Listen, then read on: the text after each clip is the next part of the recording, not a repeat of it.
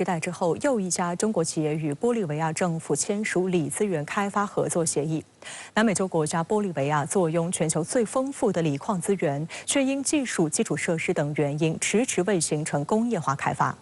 面对美西方抹黑中方投资，玻利维亚政府表示，随着新兴技术产业的发展，世界对锂的需求正在突飞猛进，玻利维亚不想落后。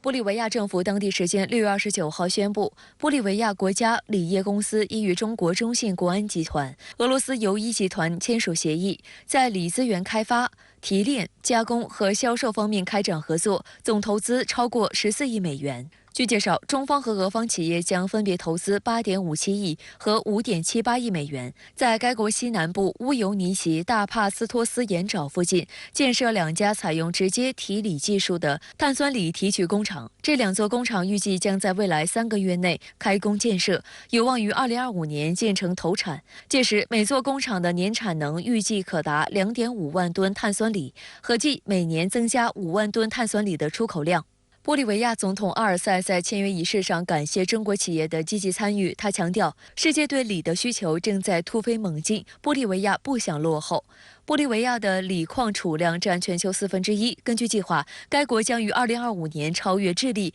成为南美第1大锂资源出口国，以此刺激经济发展和改善民生。早在今年1月，包括宁德时代在内的中资企业联盟就与玻利维亚国家锂业公司签署了类似的框架协议，成为波盐湖锂资源开发战略首个合作伙伴。路透社称，此次签约是继1月的协议之后，中国政府在锁定电动汽车金属供应中的又一次潜在胜利。这一次投资显然呢带有很强的战略性和市场性或者市场化投资。如果说未来这个全球的锂需求满负荷上升的话，那么这里有可能发展成今天的中东，也就是说石油领域的中东和未来领域这个锂领域的这个南美，将来会发展出什么样一个市场格局，这个是非常重要的。锂被誉为白色黄金，是新能源的重要代表，广泛应用于手机、笔记本电脑以及目前正快速扩张的电动汽车行业，已被世界多国列为战略性金属。玻利维亚的锂矿资源属于国有，实行特许经营，商业开发项目准入门槛较高。分析认为，不是玻利维亚不想开采，而是发达国家不愿意输出技术，严防发展中国家获得附加值更高的深加工技术。因此，包括玻利维亚在内的南美国家对锂矿资源开发长期持保守态度。但美国长期批评玻利维亚等国的做法。美国南方司令部司令劳拉·理查森曾声称，通过国际合作开发锂矿的政策威胁到美国利益。对此，玻利维亚政府多次强调，如何开发和利用锂矿资源涉及主权，不容美国干涉。该国总统阿尔塞还表示，将与阿根廷、智利和秘鲁合作成立锂版欧佩克，并直言不希望我们的锂矿被任何发达国家视作囊中之物。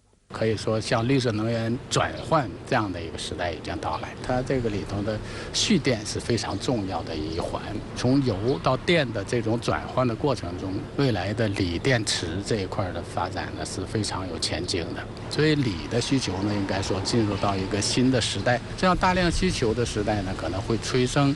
新的这个锂储量的这个国家呢，要加大投资。对于锂版欧佩克，美国则已组建可持续关键矿物联盟加以应对。除了美国，还有加拿大、澳大利亚、法国、德国、日本、英国等6个国家联合发起。美国主导的可持续关键矿物联盟打出了推动矿产采用环境可持续发展以及社会包容性和负责任的关键矿物供应链的高大上旗号，被认为是进一步扼住对锂版欧佩克等发展中国家联盟的技术瓶颈。分析指出，关键矿产竞争本质上是战略性新兴产业竞争的延伸。在部分发达国家看来，作为全球关键矿产的主要消费国之一，在新能源汽车、高端制造、信息技术等战略性新兴技术领域快速崛起的中国带来的需求，加剧了部分关键矿产资源供应的紧张形势，也对西方国家关键矿产供应构成威胁。值得注意的是，美国去年8月通过的降低通货膨胀法案包含新能源汽车的补贴条款，但列明只有使用在北美地区制造或组装的电池部件才能获得补贴，实际上是一种经济胁迫措施，胁迫全球锂电池产业链向美国转移，目的是削弱中国在动力电池领域已获得的全球优势地位，并进一步遏制中国新能源汽车产业的发展。美国《纽约时报》近日报道称，能为新能源汽车制造电池的国家将享有几十年的经济和地缘政治优势。到目前为止，这场竞争的唯一赢家是中国。中国目前是全球最大的动力电池生产国，全球排名前10的车用动力电池企业中有6家在中国。而作为全球最大的电动汽车市场，2022年，中国生产的新能源汽车超过700万辆，占全球总量的2/3。外界注意到，在保持技术、产能和市场优势的情况下，中国没有店大欺客，而是在新能源电动车领域保持开放。值得一提的是，全球新能源汽车巨头美国特斯拉公司于2013年正式进入中国市场，在上海建有超级工厂。近日，特斯拉 CEO 访华时又宣布新建一座储能产品超级工厂。特斯拉在华产能和销售都持续获利多年，是中美新能源开放合作实现共赢的典范。好，相关话题马上来连线推论员张思南。张先生你好，中俄联手开发玻利维亚锂矿，引起西方世界的关注。那对此您作何解读？主持人好，路透社给出了这么一个逻辑链：第一，金属锂是清洁能源的白金；第二，玻利维亚拥有全世界最大规模的锂矿资源；因此，第三，中国和俄罗斯联手可能提前锁定未来电动交通领域的胜利。这个逻辑链是正确的。但要我说，眼光还不够长远。布局全球最大的锂矿资源，中国要锁定的不只是未来电动车领域的胜利，还有未来美元作为世界货币的地位问题。要理解这一点，我们需要首先理解美元何以成为世界货币。1971年，布雷顿森林体系瓦解，美元不再与黄金锚定。时任美国总统尼克松为了稳定美元的价值，和沙特阿拉伯达成了秘密协议，美国为沙特提供安全保障，武装沙特军队，并确保沙特在海湾地区的领导地位。作为回报，沙特所有的石油出口必须以美元计价和结算，美元最终成为了国际贸易的主流结算工具。而重新在石油的计价和交易货币上做文章，也很难撼动美元的世界货币地位。因为一来，石油虽然在30-40年前成功将美元送上神坛，但如今石油在国际贸易中的重要性已经大幅降低，占比从之前的20%以上降到如今的6%左右。石油已经无法造成新的货币。所以说从更大的格局来看，锁定锂矿资源等于锁定新能源，对冲美元的霸权吗？这就是为什么中俄要联手布局锂金属产业。中俄布局的不仅仅是所谓电动车领域的胜利，而是潜在的下一个时代的大宗交易品，下一个可以造神世界货币的神坛。如果说20世纪属于化石能源，那么21世纪则属于新能源。我相信，至少目前而言，全世界最大规模的锂矿听起来虽然豪迈，但也许还不能改变什么。因为下一个时代可能不会再出现像石油那样一种单一的大宗交易品就可以将某种货币送上神坛，而是代之以新能源为核心的资源与技术与产业相结合。谁有效主导了这种结合，谁就能推动新的世界货币诞生。我们正在见证的是以中国为代表的新兴国家和以美国为代表的传统发达国家围绕未来能源乃至是未来国际贸易体系核心的较量。锂矿只是一个开始，我相信接下来一定还有更激烈的争夺。好，谢谢张思南先生。好，来关注中美关系。新任驻美大使谢峰向美国总统拜登递交国书，拜登对谢峰履新表示欢迎，并就中美关系与谢峰进行交谈。国际社会期待中美关系止跌回稳，有助解决更多的全球性问题。而针对2月份的所谓气球事件，美国国防部终于承认错误，证实中国的民用无人飞艇没有收集情报。但美国卸下一个外交包袱，又背上了另外的包袱，宣布对台军售等损害中美关系的举措。美方说一套做一套的老戏码仍在上演。6月30号，美国总统拜登在白宫椭圆形办公室接受中国新任驻美国大使谢峰递交国书。拜登欢迎谢峰履新，并就美中关系与谢峰进行交谈。谢峰表示，出任中华人民共和国驻美利坚合众国第12任特命全权大使使命光荣，责任重大。去年11月，习近平主席和拜登总统在巴厘岛成功会晤，并达成重要共识。中方遵循习近平主席提出的相互尊重、和平共处、合作共赢原则，希望美方同中方相向而行，认真落实两国元首巴厘岛会晤共识，探索新时期中美正确相处之道，推动中美关系止跌企稳，重回正轨。谢峰向拜登递交国书的新闻照片有诸多细节值得放大解读。深圳卫视注意到，谢峰大使和夫人身穿中式礼服前往白宫。谢峰大使一身蓝灰色改良版中山装，沉稳大气；谢峰大使的夫人则穿了一身刺绣红色旗袍，尽显国潮风范。大红色的国书也制作考究，金色烫印国徽，十分庄重。谢大使和夫人穿着极具中国特色的中山装与旗袍到白宫，无疑体现了中国特色的大国外交礼仪、大国风范和大国自信。如果说旗袍展示了东方的风韵，那中山装的选择，我认为还传递出一个讯息，那就是今天的中美关系仍然处在关键时刻。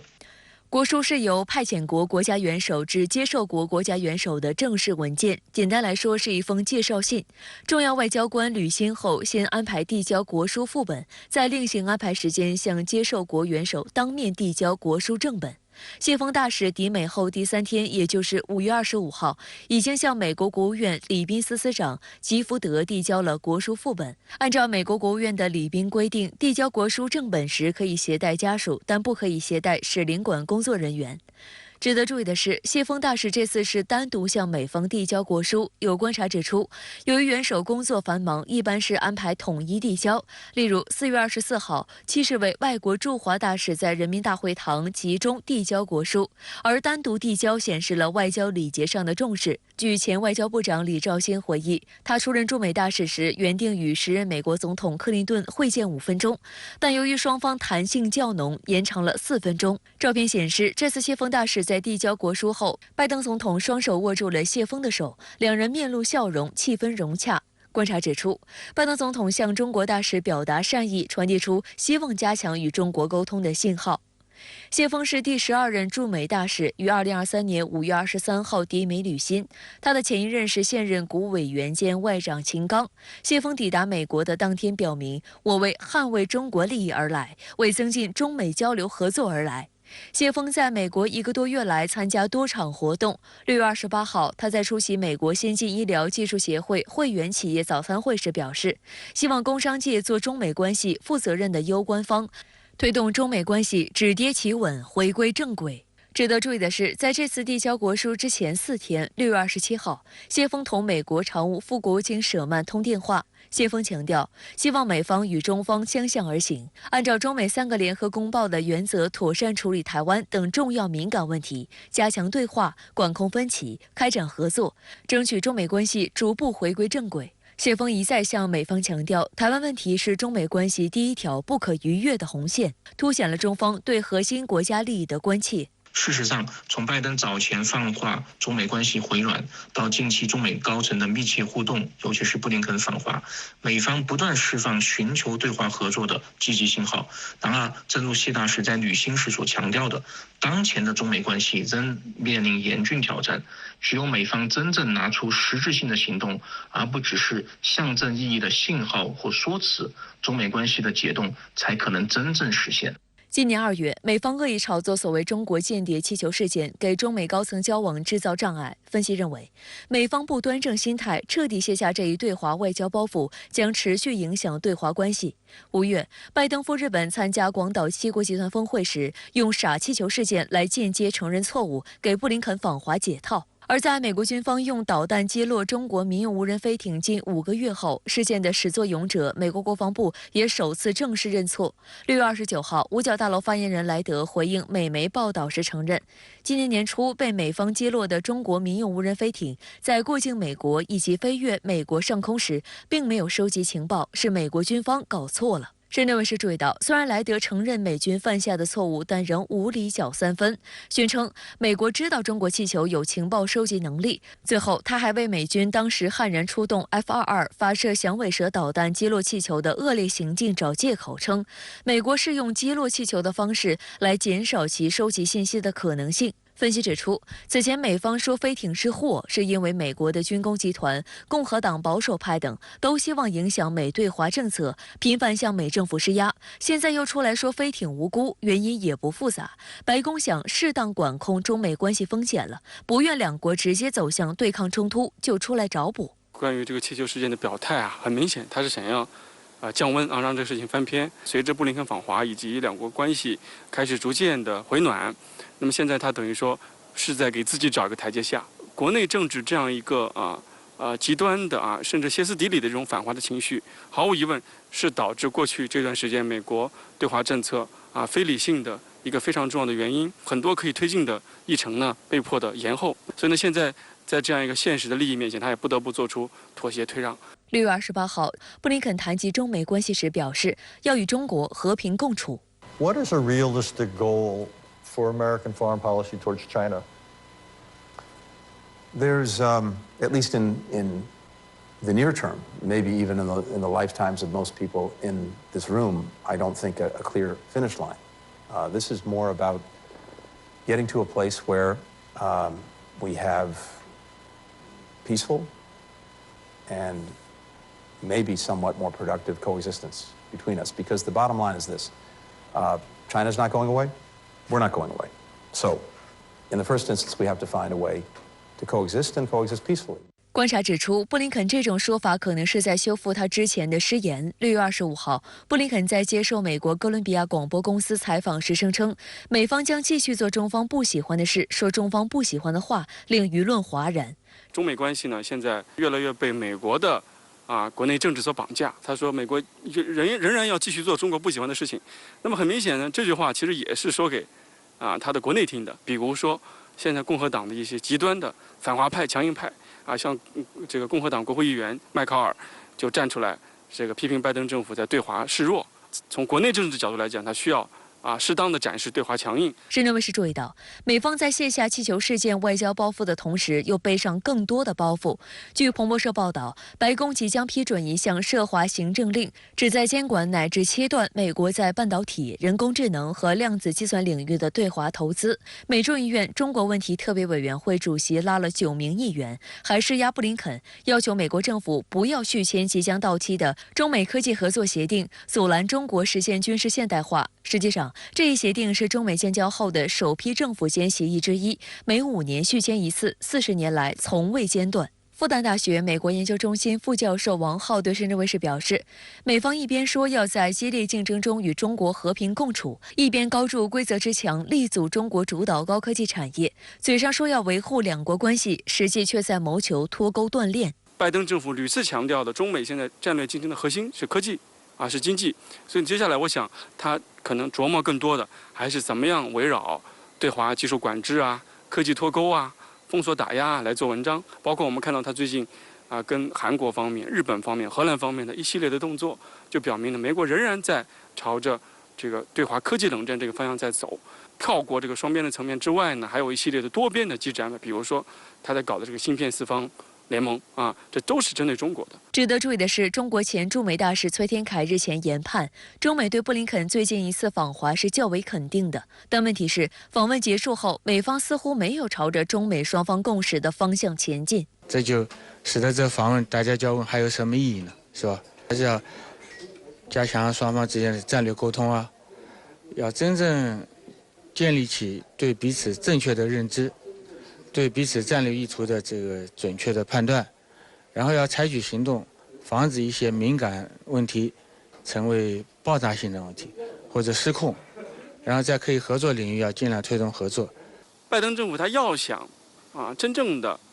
通过同中国的合作来实现美国自身的这个战略目标的话，那就要有点诚意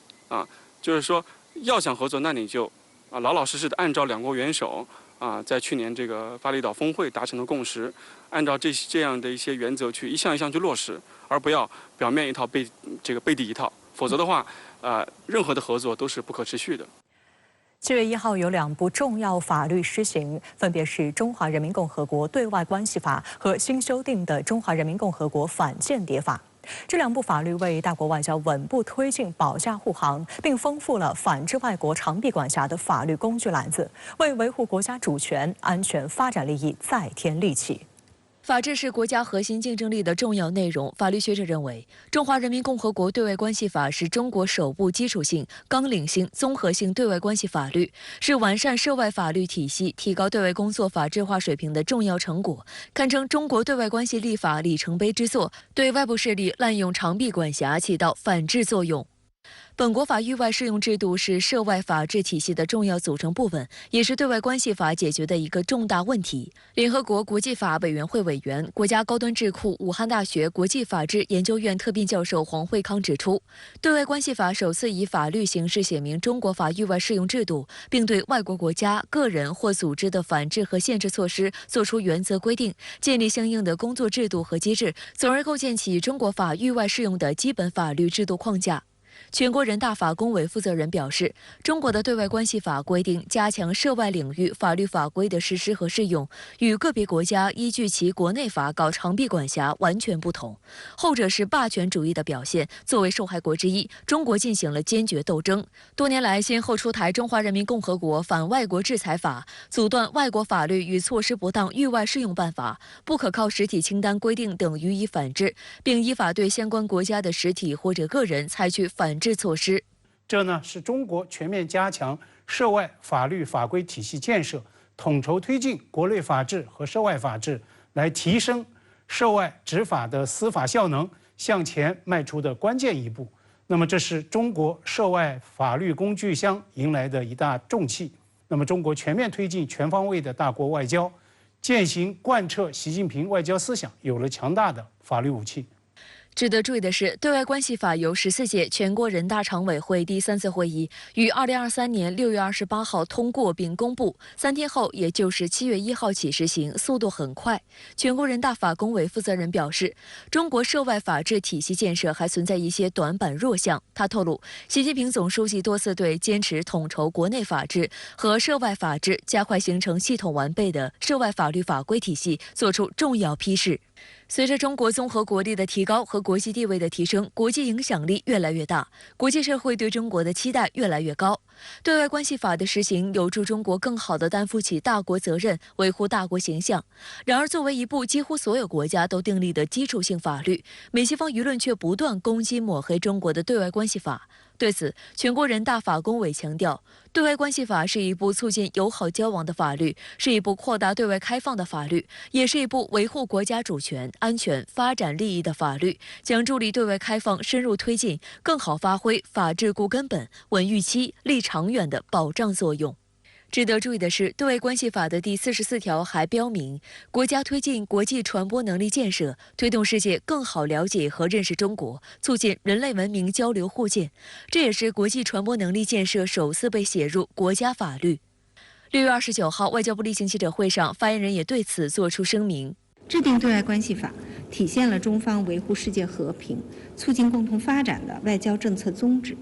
反映了中方对和平、发展、合作共赢的强烈期待。7月1号起实行的另一部重要法律是修订后的反间谍法。国际法律界的共识是，反间谍法是大国强国的标配。近年来，中国反间防谍面临的局势严峻复杂，因此有必要根据最新情势，对间谍行为进行重新定义，以便打击针对依托大数据手段和智能技术实施无接触窃密等新型间谍犯罪。除了网络攻击，新法还明确，投靠间谍组织及其代理人属于间谍行为，适度扩大相关主体窃密的对象范围，增加针对第三国的间谍行为。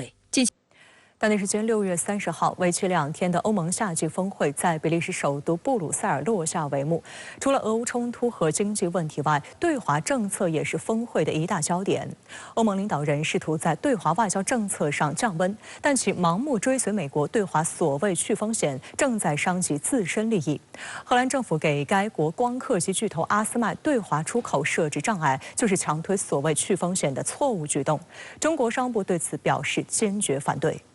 欧洲理事会主席米歇尔6月30号在社交媒体上发文表示，欧盟刚刚结束了有关欧盟与中国关系的讨论。米歇尔做出了一些积极表态，他说，增强双方经贸关系的可靠性、稳定性，更好实现互利共赢，是欧盟与中国的共同利益。欧盟将继续与中国共同应对全球挑战。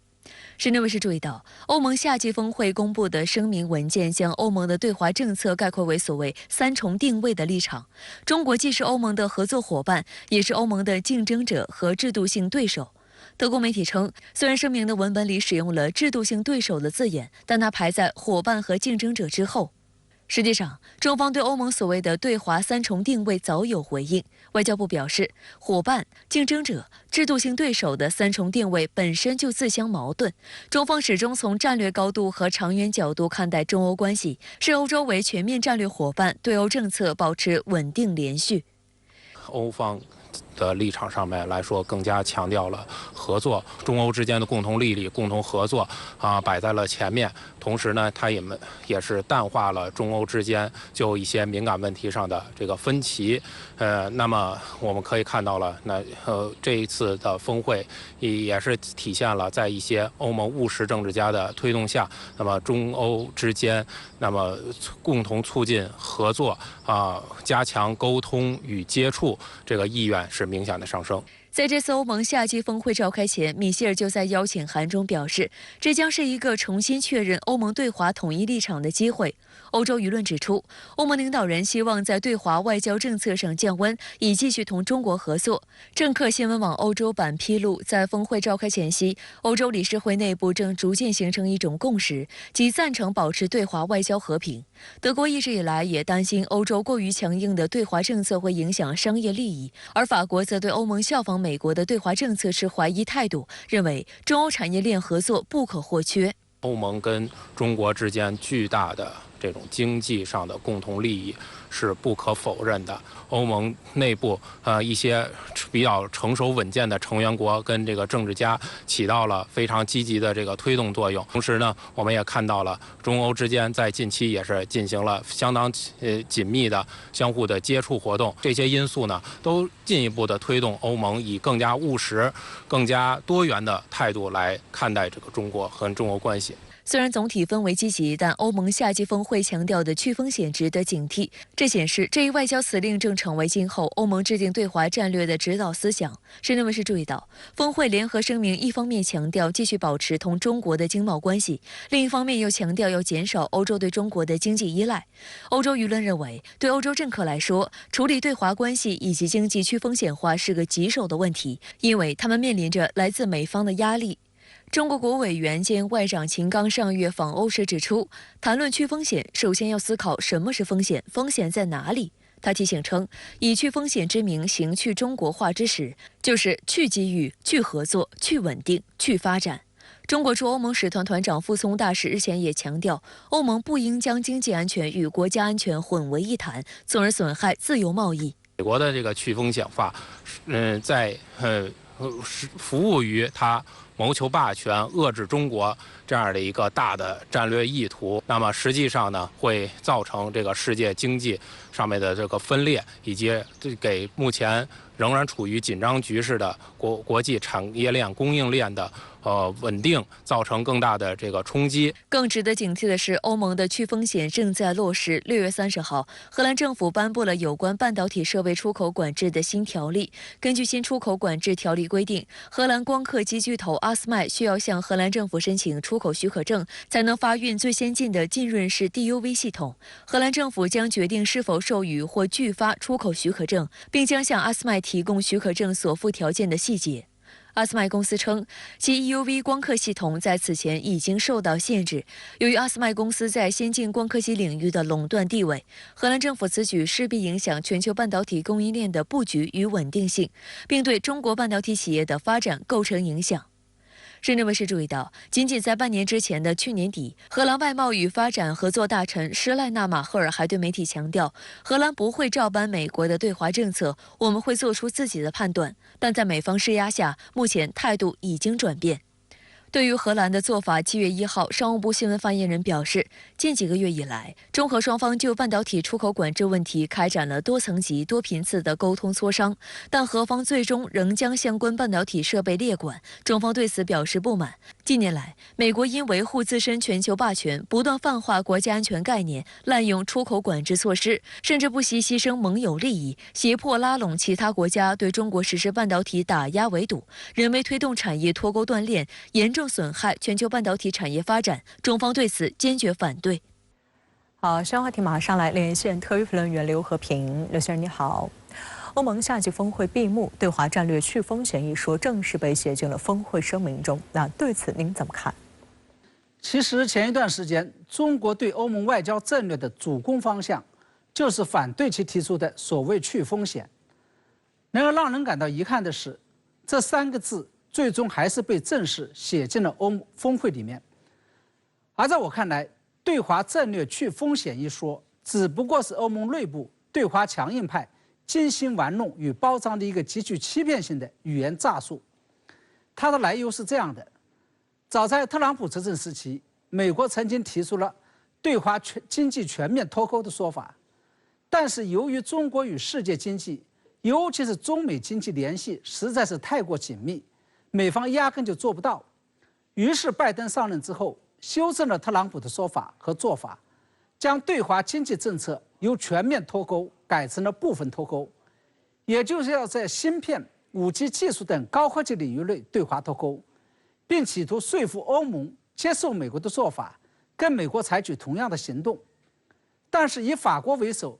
在对华经贸交往中受益颇多的部分欧盟国家表示反对，并因此引起了欧盟内部的分歧与分裂。正是在这种情况下，与欧盟执委会主席冯德莱恩为首的对华强硬派，便提出了对华战略不脱钩，但要去风险这么一说法。这一说法提出来以后，很快便得到了拜登政府的肯定，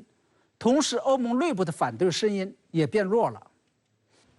那冯德莱恩提出的对华战略不脱钩，但要去风险，最终为何会获得美国的支持以及欧盟的不反对呢？我认为冯德莱恩提出的对华战略去风险说，之所以会获得美国的支持，是因为从本质上面来说，去风险说其实就是拜登政府部分脱钩论的翻版，或者说是新瓶装旧酒。因为拜登政府与欧盟内部的对华强硬派都认为，由于西方与中国存在着意识形态与政治制度上的博弈，在这种情况下，跟中国在芯片、5G 技术等高科技领域内展开合作，以及在部分产业链上对中国存在的依赖，最终就会危害到他们的经济霸权，并进而危害到他们所谓的政治安全。于是据风险就意味着必须要在这些领域内跟中国脱钩，所以拜登政府对此是心领神会的。冯德莱恩提出的对华战略不脱钩，但要去风险说，之所以能够忽悠整个欧盟，是因为人性都是自私的，都是趋利避害的。欧盟对华战略无论是全面脱钩还是部分脱钩，都会损害到他们自身的利益，所以会引起一部分欧盟国家的反对。而去风险说，这把原本损害欧盟利益的行为包装成为了为了欧盟的利益，为了防止欧盟在政治和经济上陷入所谓的风险。也就是说，以冯德莱恩为首的欧盟对华强硬派正好抓住了这一人性弱点，在话术上进行了一个精巧的包装，于是原先反对声音在欧盟内部立马就弱化了。